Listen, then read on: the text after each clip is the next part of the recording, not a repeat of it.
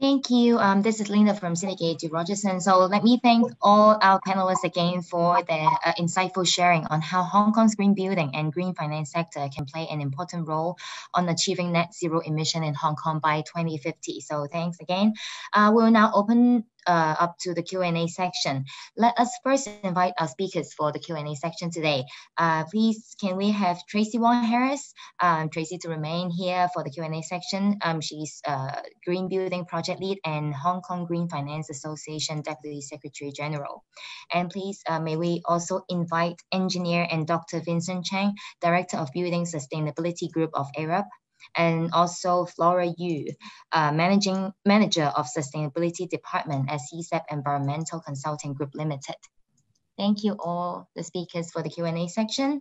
Dear media friends, it's now the Q&A section for you to ask the questions. You can push the raise hand button under the participant list if you would like to ask a question. We will then unmute you once we call on your name. And please state which publication you are representing before asking your questions. You can also type in your questions on the chat box and we will read it out for you so that our speakers here can answer your questions. 咁多位記者朋友，我哋今日咧都歡迎大家用中文、廣東話去問問題嘅。咁我都介紹一下今日會喺度回答大家問題嘅3位講者啦。咁包括有我哋香港綠色金融協會副秘書長及綠色建築項目負責人黃翠芝女士。奧雅納工程顧問東亞區可持續建築總監鄭世友博士工程師，同埋中國節能浩順環境顧問可持續發展部門集團經理余明女士嘅。咁唔該晒咁多位。咁多位記者朋友咧，你可以撳 raise hand 舉手呢個 function 示意啦。咁我呢邊咧就會先讀出你嘅名，咁然後咧就會開放你嘅聲咧就去提問嘅。又或者你都可以喺 chat box 入邊用文字輸入，咁等我呢邊咧睇到之後都會為你讀出嚟嘅。咁我哋而家就事不宜遲啦，先邀請第一條問題。May we now first invite our first question, please? While we wait for the first questions, I want to really thank you to Dr. Vincent leading the policy research and also Flora and team from CECEP leading the benchmarking research. Without the two team themselves, the leadership, we wouldn't have these two reports. So thank you for them and for our media friends. So any technical issues, questions that you have, they're here to answer your questions. Okay, we have a first question from the chat box. How can green finance help support the funding for some of the Hong Kong's most ambitious restructuring and building projects when Hong Kong is actually facing a record deficit of Hong Kong $300 billion this year? I will start the questions and I'll ask Vincent and Flora if you guys want to chime in as well, since this is a green finance question. So first of all, I want to say that, you know, the Hong Kong government already announced the commitment of another 66 billion new issuance in green bonds in the upcoming 5 years. One. Secondly, from the private sector, we continue to see strong green finance and ESG investment demands, even in times of COVID.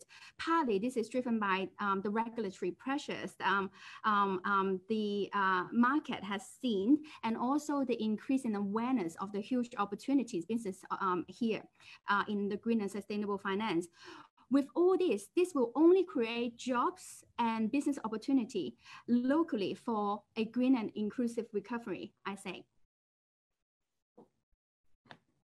Improvement, let's say 20%, 30%, and according to that, and the loan itself, the financing itself will change the financing. So if you achieve a higher decarbonization energy efficiency percentage, then you get a cheaper financing.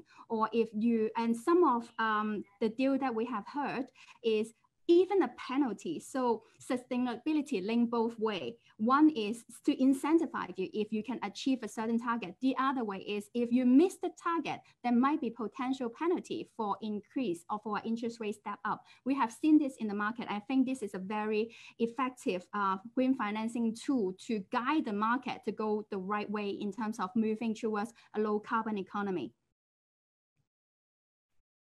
Thank you, Tracy. May I just invite all the media, you can push the raise hand button so that you can ask the questions directly, or you can also I would say all kind of developed markets.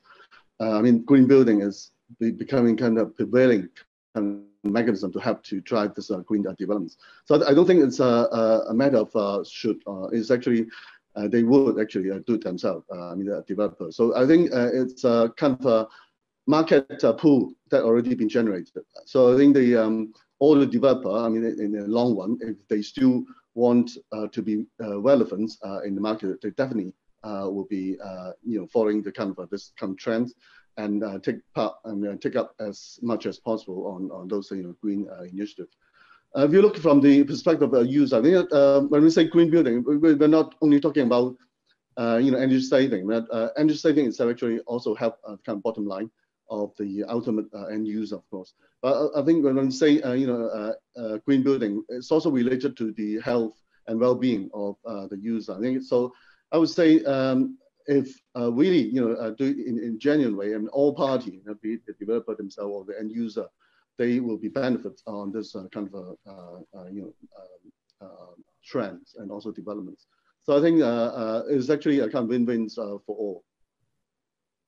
Thank you, Vincent. Flora, do you have anything to add, given that CECEP is also has a very strong green finance team in-house and also have a big client base in the real estate? Yeah, thank you, Tracy.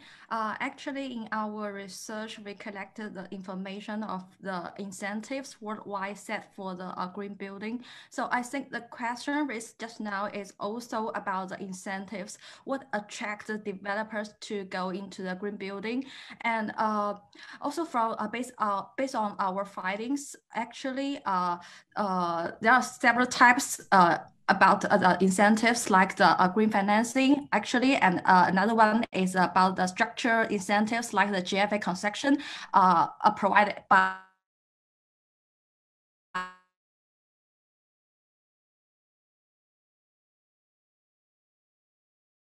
Binkas and another for the demand.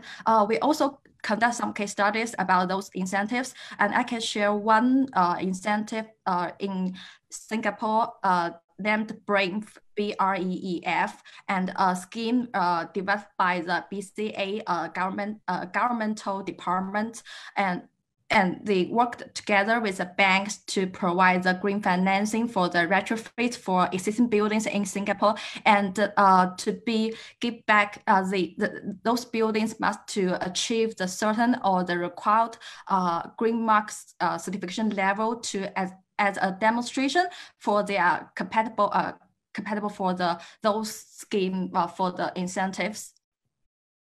Thank you. I would also just like to add from the regulatory side, a lot of our developers in Hong Kong are listed companies. And since 1st of July this year, the stock exchange has required all listed companies to report their ESG report to be mandatory, especially on the governance side. So from the regulatory space, it's also giving a strong push to corporates to disclose and really look deep into having their assets, their property to grow green and sustainable. Linda, I think given the amount of times, I think we can only maximum take one more questions. Okay, let me read out the last question due to time limit. So is Hong Kong falling behind in terms of carbon neutrality in Asia? Are the reforms and suggested measure in the reports supposed to bridge the current gap and achieve the carbon neutrality goal by 2050? Okay, I will take this question. So the announcement of setting the clear target of net zero by 2050 in Hong Kong is a very good starting point.